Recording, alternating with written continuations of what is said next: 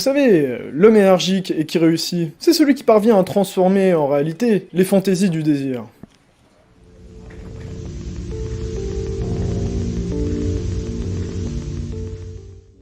Sigmund Freud est né le 6 mai 1856 à Freiberg, Autriche, et meurt le 23 septembre 1939 à Londres.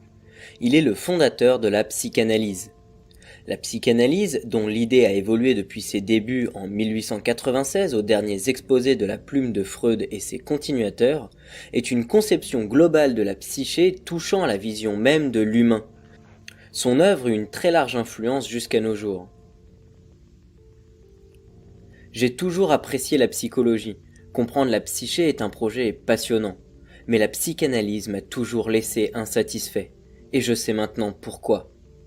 Ses interprétations interchangeables, son individualisme méthodologique et l'absence de référence au processus concret que la psychanalyse n'entend cerner qu'avec des symboles.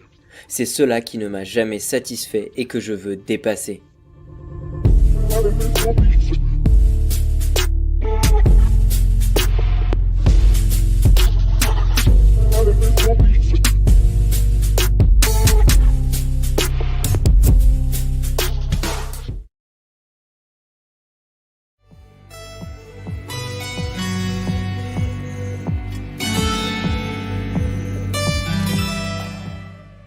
Les travaux de Freud concernent principalement son concept d'inconscient, considéré comme la thèse inaugurale de la psychanalyse.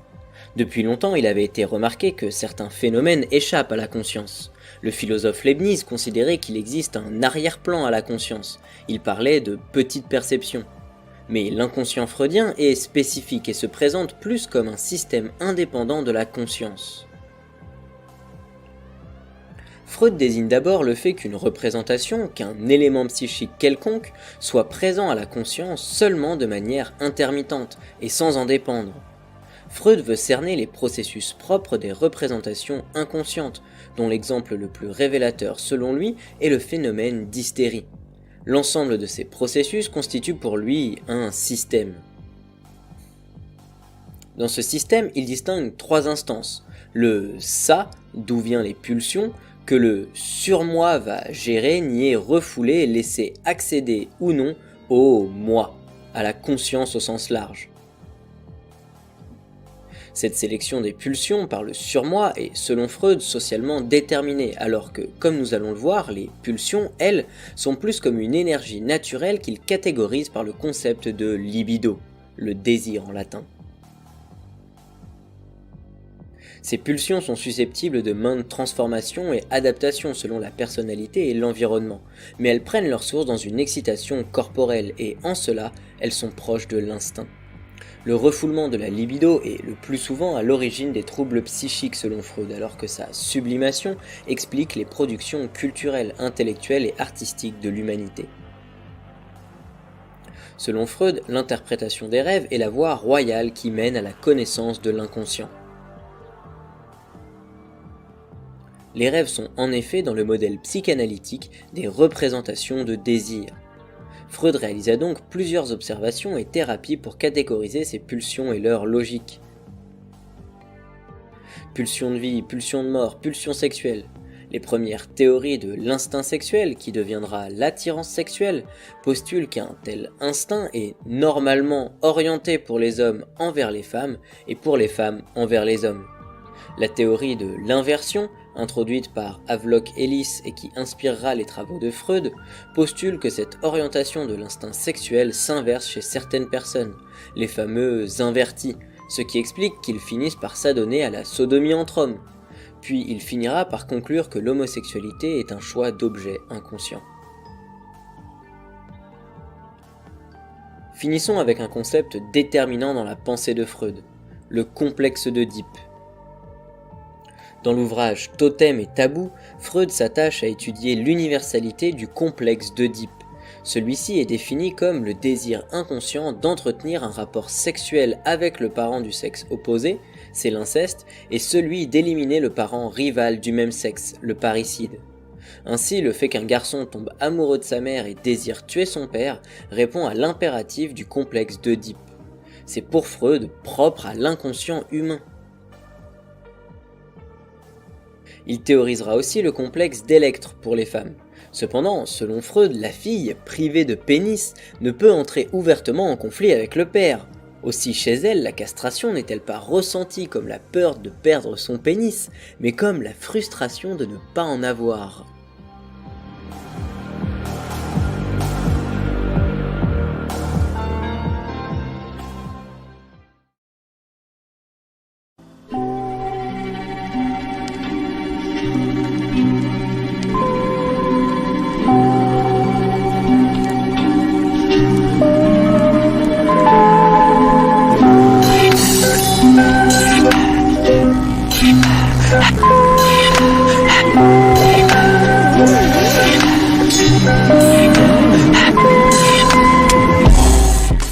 Avant de faire la critique de Freud, résumons sa pensée.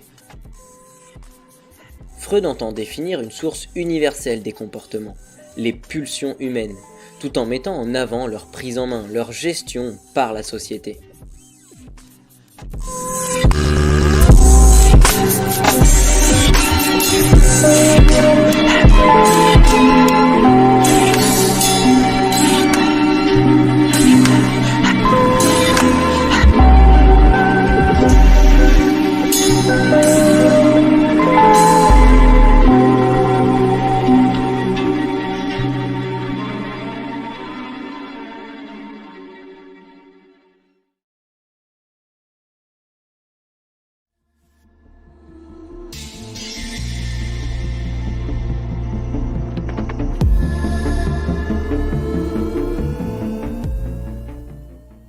Pour faire la critique de sa pensée, commençons par étudier le contexte matériel dans lequel elle apparaît. Au XIXe siècle, le mode de production capitaliste a remplacé le mode de production féodal. L'exploitation ne se justifie plus par un ordre divin religieux, mais par les nécessités mêmes de la production de marchandises. L'autorité de l'Église et le contrôle social du prêtre s'affaiblissent. Émancipant du pouvoir religieux, les sciences de la nature démontrent leur maîtrise de cette nature dans les usines, et la science commence à se projeter comme appréhendant l'humain lui-même. La science est acceptée même par le pouvoir qui profite des avancées techniques qu'elle permet. Pour instituer la corvéabilité d'une masse suffisante d'individus, il a fallu toute une organisation sociale allant de la criminalisation des vagabonds à la relégation sociale des femmes dans le foyer par différents moyens, menaces, motivations, sanctions, misère, répression, etc. Les hommes à la production, les femmes à la reproduction, division sexuelle.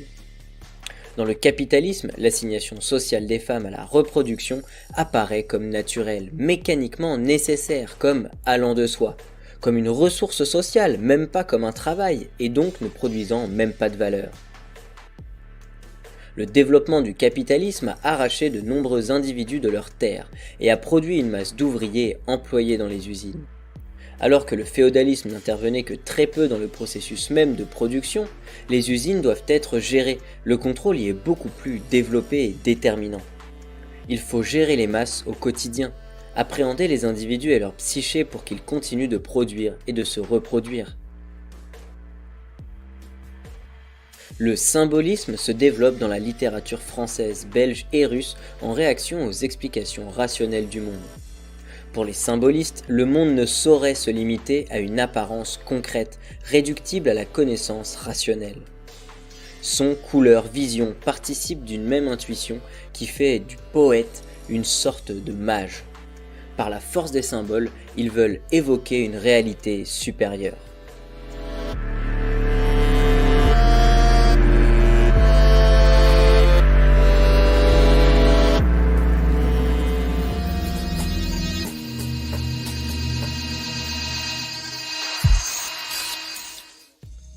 Après Spinoza définissant un pur conatus indistinct, un effort abstrait à persévérer dans son être en général, idée exprimant les exigences productives émergentes de l'époque, XVIIe siècle, la psychanalyse, d'abord freudienne, isole une énergie psychologique abstraite qu'il s'agit de gérer formellement. L'idée même de sexualité, c'est-à-dire de l'inclinaison de l'individu à certains comportements sexuels types, apparaît alors. La dissociation entre le féminin et le masculin en tant que comportement type, en tant que genre, sont posées par la psychanalyse comme d'origine naturelle. L'apparence des genres peut évoluer, changer, il n'en reste pas moins que cette dissociation est affirmée comme naturelle et universelle. Le patriarcat, le pouvoir du père, s'affirme comme naturel après s'être affirmé comme divin.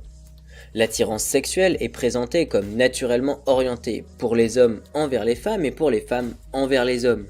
L'ensemble des comportements sexuels est appréhendé selon ces formes de comportement, féminin, masculin.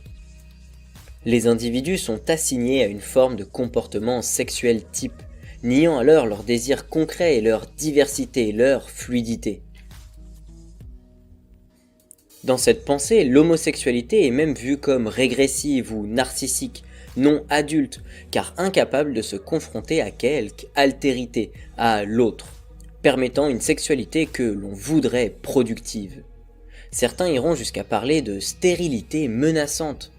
L'ordre patriarcal et sa violence est donc ici naturalisé, comme si cela suffisait à la justifier.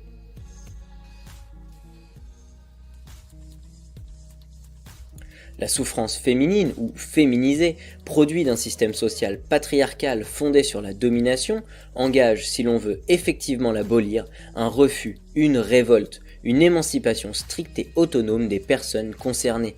Mais la psychanalyse en fait une pathologie à isoler, responsabilisant insidieusement la patiente, devant travailler alors d'abord sur elle-même pour sortir de ces refoulements. Les personnes assignées à la féminité se révoltent légitimement, mais dangereusement au sein d'un foyer patriarcal qui les gère et les encadre. Les symptômes, les souffrances et la détresse que produit le patriarcat sont présentés comme pulsionnels, comme problèmes pour cet ordre gestionnaire qui s'affirme comme naturel, comme allant de soi, universellement nécessaire. Des psychanalystes comme Adler puis Jung s'opposent à une conception de la libido comme essentiellement d'origine sexuelle. Ils la voient plutôt comme une pulsion de vie au sens large, comme une énergie abstraite.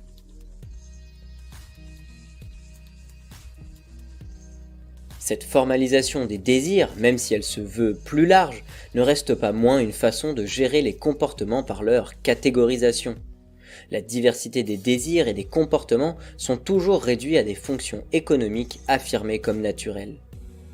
Les pulsions sont toujours présentées comme énergie abstraite plutôt que comme production sociale dans un mode de production capitaliste. Prêtres et psychanalystes sont assez peu différents. Même si le psychanalyste n'a plus besoin de commandements divins pour assigner ou culpabiliser, mais se contente d'analyser de façon naturaliste, catégorielle, formelle, les personnes dont il doit neutraliser les désirs d'émancipation. Le cadre de réflexion n'est plus théocratique, mais davantage social ou économique. Mais cela, la psychanalyse le nie. La logique économique se présente comme naturelle. La psychanalyse ancre la logique marchande dans la psyché humaine. La valeur et son mouvement d'accumulation capitaliste est présenté comme essence psychologique et individuelle, comme pulsionnelle. Freud développe donc une pensée censée encadrer la production, censée gérer séparément, individuellement les individus et leur psyché, qui se révoltent contre l'ordre marchand et patriarcal, contre l'exploitation des hommes et plus particulièrement des femmes. Mais cette pensée gestionnaire n'est pas le fait d'une volonté explicite de domination, elle est le fait du développement capitaliste et de la nécessité d'accroître le contrôle de la production dans les usines et les foyers. La catégorisation des individus, leur réduction à une forme de comportement type, à leur simple fonction dans la production et la reproduction mutilent les individus dans leurs qualités spécifiques. Ce contrôle des individus, aujourd'hui, s'est automatisé, mécanisé ou encore informatisé. Les psychanalystes pensent sincèrement aider leurs patients quand ils ne font que gérer les crises que produit l'exploitation. La psychanalyse est d'ailleurs très appréciée des managers qui y trouvent des moyens de gérer leurs employés. Le symbolisme de l'inconscient freudien empêche de plus toute analyse matérielle des conditions d'existence. Tout n'est plus qu'affaire de symboles qui auraient une charge pulsionnelle en soi, des pures idées qui mettraient en mouvement les corps. Aucune expérimentation scientifique n'est envisagée. La psychanalyse se limite à l'observation de prétendues pulsions. Cette approche théorique profondément idéaliste et tendanciellement réactionnaire, n'attaquant jamais le mode d'exploitation, mais plutôt l'exploité. Quelques soins ou quelques analyses individuelles sont structurellement incapables de s'attaquer directement aux conditions de vie capitalistes et patriarcales, constructions sociales et collectives qui produisent quotidiennement souffrance et détresse.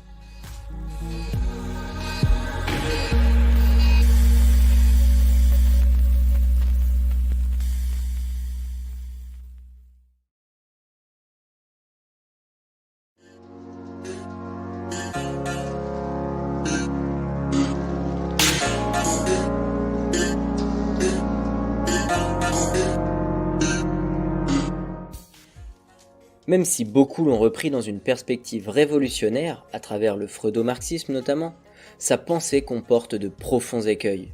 Sa naturalisation des genres et la gestion formelle des individus, malgré leurs intentions louables, ne font qu'accompagner le développement du contrôle social de la production et de la reproduction. L'approche abstraite, formelle des désirs ne reflète que l'abstraction du travail en général, ne reflète que le statut de simple fonction des humains dans les rouages de la production. L'humain répète séparément et à l'extérieur des usines les mêmes comportements déterminés qui apparaissent comme universels. Des notions issues de la théologie, de la religion, se transforment en notions naturelles, fonctionnelles. Le formalisme qui en découle à travers la catégorisation des pulsions ne fait qu'accompagner le développement historique du mode d'exploitation. Malgré l'intérêt poétique ou symbolique que peut avoir sa pensée, elle n'offre aucune perspective d'émancipation de l'organisation sociale qui détruit aujourd'hui le vivant. Ce n'est pas un nouveau formalisme qui nous permettra de sortir de l'exploitation capitaliste. Notre organisation doit être diversifiée et ne pas s'enfermer dans une forme abstraite. L'État, jusqu'à ses formes les plus démocratiques, doit être aboli pour libérer les individus et leurs désirs concrets, divers de tout ordre mutilant. Déployons une rationalité concrète, pratique, qui brise les abstractions qui nous dominent. La diversité se forge dans l'expérimentation du commun.